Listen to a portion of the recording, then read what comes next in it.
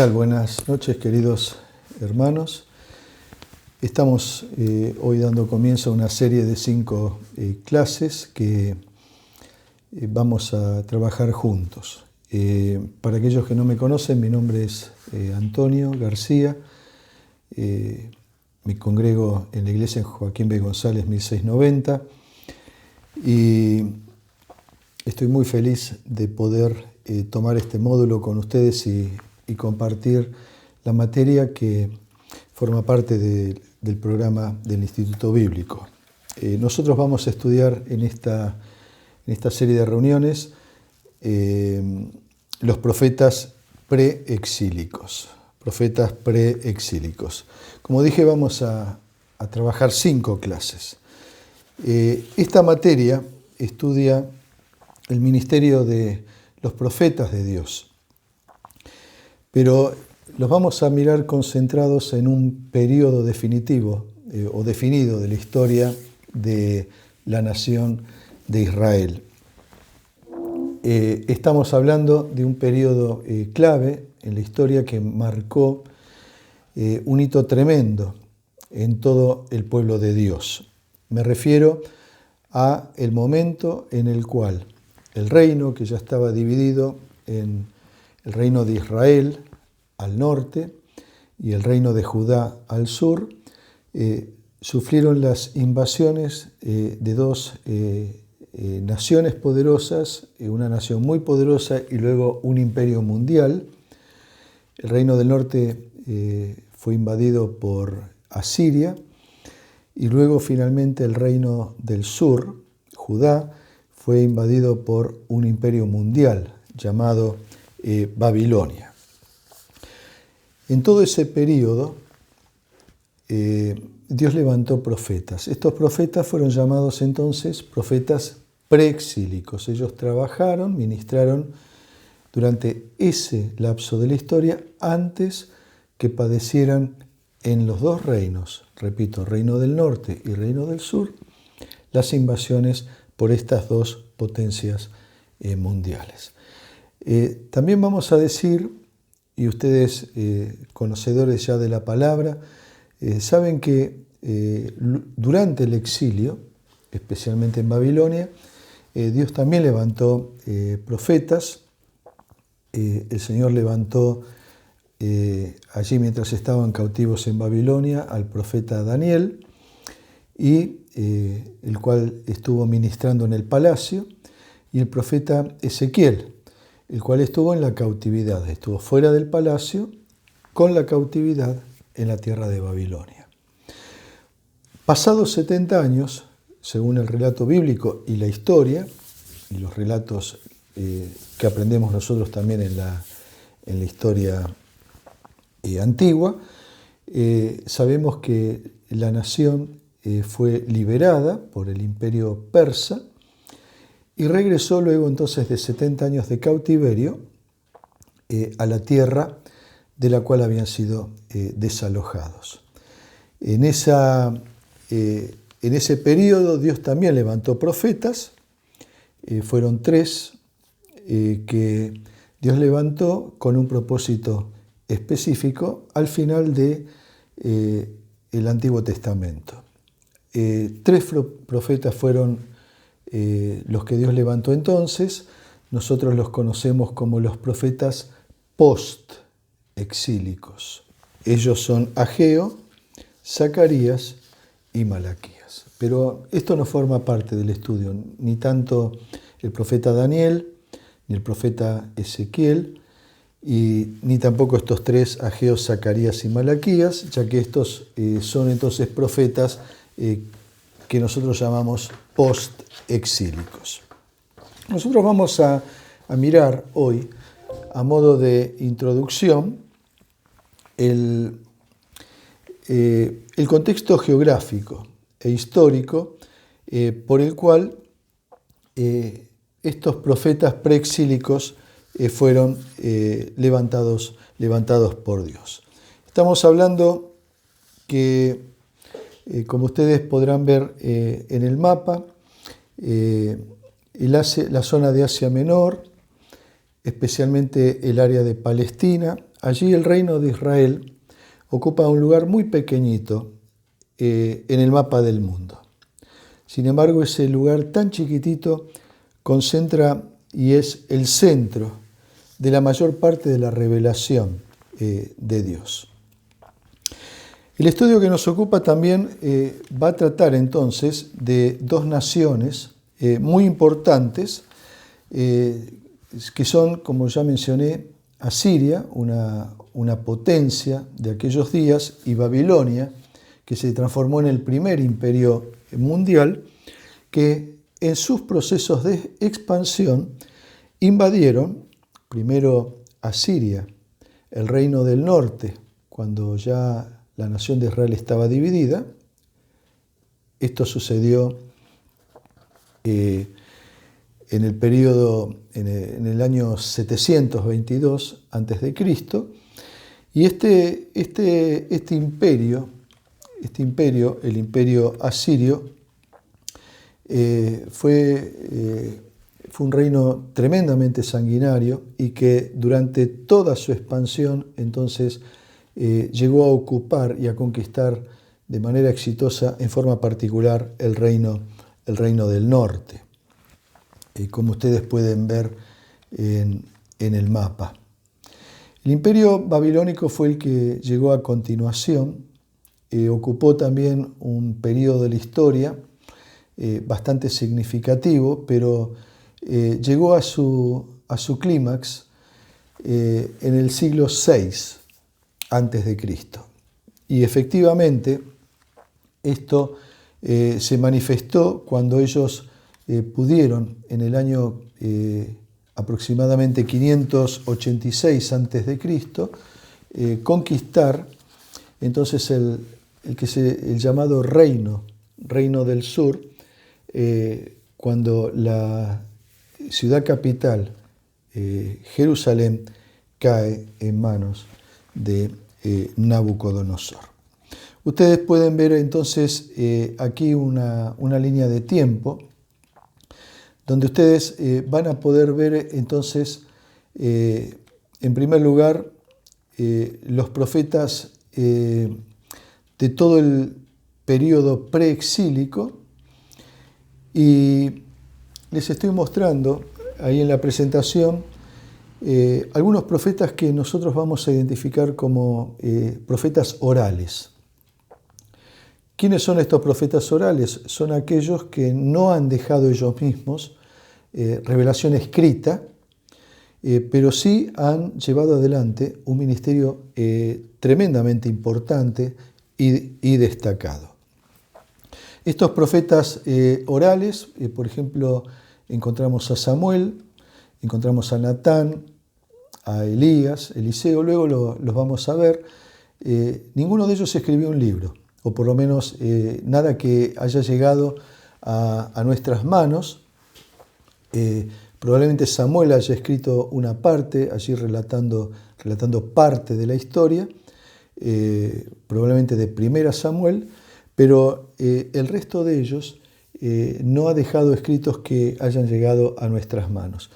Y luego, como estamos mostrando, del siglo VIII, o el año 850 a.C., hasta el siglo VI, 586, sí vamos a encontrar los llamados profetas literarios.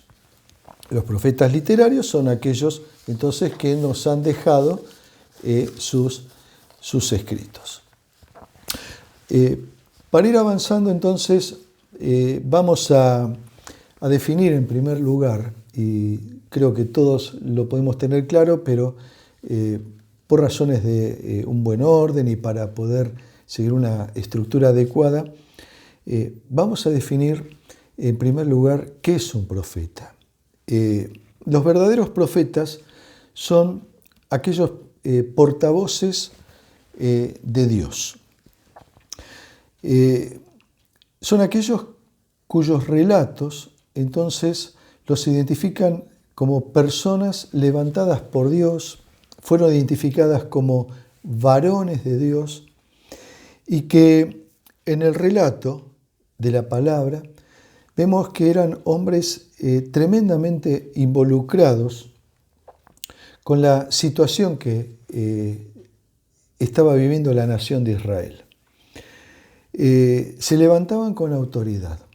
Lo hacían para comunicar el mensaje de la palabra de Dios en un contexto totalmente adverso, de decadencia espiritual, de rebelión frente a la ley de Dios. Era un pueblo contradictor, era un pueblo rebelde con el cual tenían que trabajar. Era un pueblo que venía declinando en forma sistemática hasta llegar a una ruina nacional. Esta voz de los profetas no solo se escuchó en aquellos días, la voz de los profetas sigue escuchándose hoy.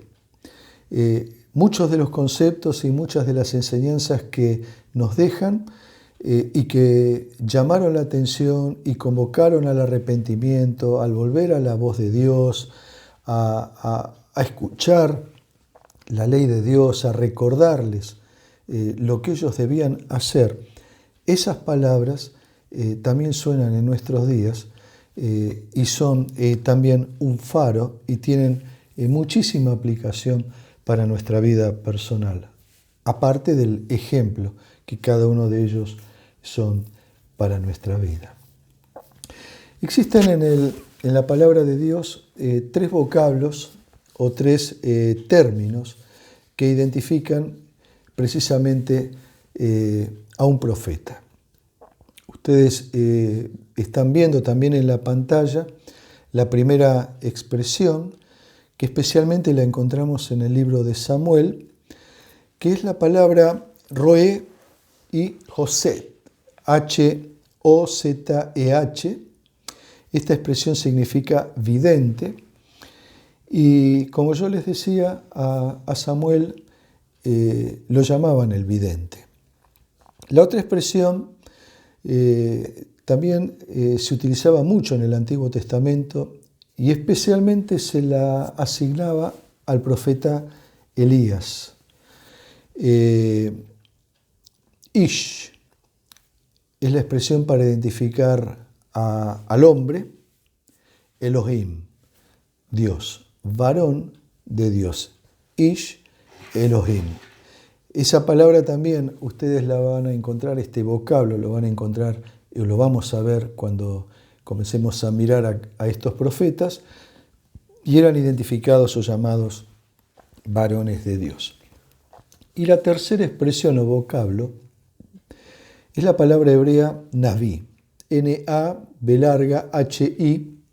sería como nosotros la escribiríamos en español, y tiene un significado que describe precisamente el rol del profeta. Uno que habla en nombre de otro. Tenemos el ejemplo allí claro en Éxodo.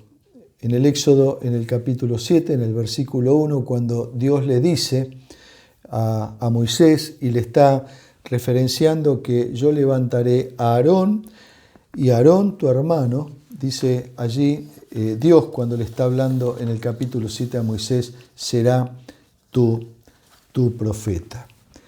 Y esta es la palabra más común y que directamente se traduce así, profeta, y que entonces está describiendo justamente la misión, hablar en lugar de otro. Los profetas hablaban en lugar de Dios.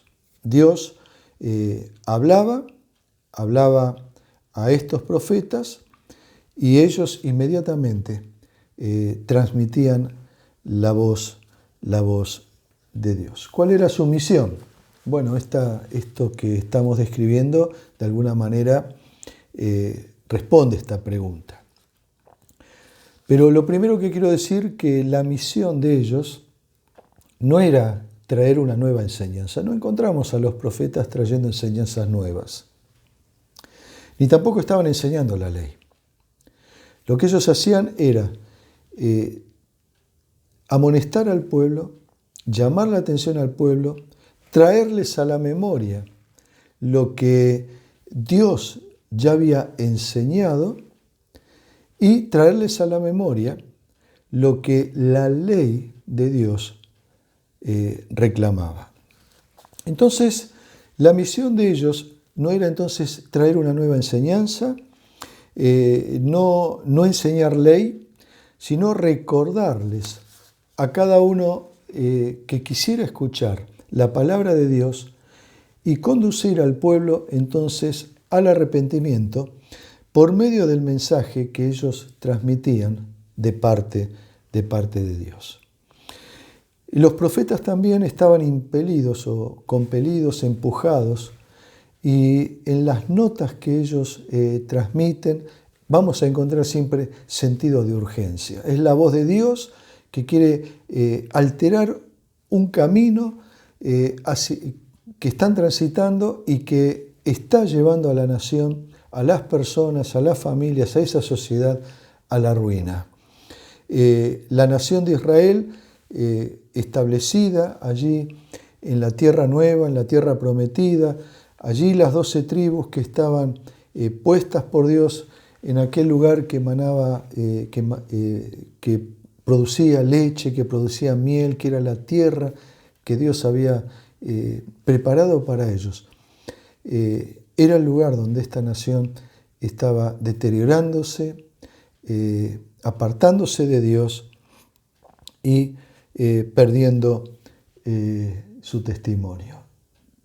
Y hablando de testimonios, los profetas precisamente eran aquellos que con su propio testimonio, con su propia conducta, con su propio accionar, se levantaban como ejemplo para una nación que no tenía ejemplos. No tenía ejemplos en sus líderes, no tenía ejemplos en los sacerdotes, no tenía ejemplos en aquellos que juzgaban. Por eso allí en Jeremías, en el capítulo 6, en el verso 27, cuando Dios está mirando al profeta Jeremías, le dice, por fortaleza y te he puesto en mi pueblo, y dice, por torre. Levantándolo entonces al profeta como un lugar al cual todas las naciones y particularmente Israel podían correr para buscar el refugio en la palabra de Dios, y como una torre allí se levantaba para que todos pudieran mirar el testimonio de este profeta. Esta misión que los profetas tenían, y particularmente los profetas preexílicos, era muy difícil, decía, porque ellos debían moverse en un contexto de absoluta adversidad. Y esta adversidad era porque el pueblo era rebelde, pecador, idólatra, el pueblo desobediente. Esto, si bien los profetas estaban cumpliendo una misión, esto no sorprendió jamás a Dios. Ni la rebeldía del pueblo, ni la conducta del pueblo, ni el desvarío en el cual toda la nación cayó en pos de su pecado. De hecho, Dios, cuando está anticipando la toma de la tierra prometida, allí en Deuteronomio, en el capítulo 27, Dios, antes que salieran a cruzar en pos de la tierra prometida, una de las últimas órdenes que Moisés recibe es que la nación pudiera escuchar entonces las bendiciones de la obediencia y las maldiciones de la desobediencia. Y dice allí en el capítulo 27 de Deuteronomio, lo leo, allí en el versículo 12, cuando hayas pasado el Jordán, estos estarán en el monte de Gerizim para bendecir al pueblo. Y entonces divide a las 12 tribus, poniendo uno en el monte Gerizim, a la tribu de Simeón, Leví, Judá, Isaacar, José y Benjamín. Dice, y estos otros estarán en el monte Ebal para pronunciar maldición. Y entonces menciona a otras tribus, Rubén, Gad, Aser, Zabulón, Dan y Neftalí. 2 montes, la mitad de la nación en un monte, el monte Gerizim, el monte de las bendiciones, y en el monte Ebal, la otra mitad, y allí para pronunciar las maldiciones. Y entonces escuchamos las consecuencias de la obediencia. Todas las bendiciones que Dios prometía si el pueblo de Dios escuchaba la voz de Dios y guardaba y ponía por obra todos sus mandamientos. Estoy leyendo Deuteronomio 28:1. Y si esto acontecía, dice, vendrán sobre ti estas bendiciones si oyeres la voz de Jehová tu Dios. Y entonces en el capítulo 28, en la primera parte, encontramos las bendiciones. Pero también hay consecuencias si el pueblo desobedecía. Y dentro de esas consecuencias, allí en el verso 43 de Deuteronomio 28 dice, el extranjero que estará en medio de ti se elevará sobre ti muy alto y tú descenderás muy bajo.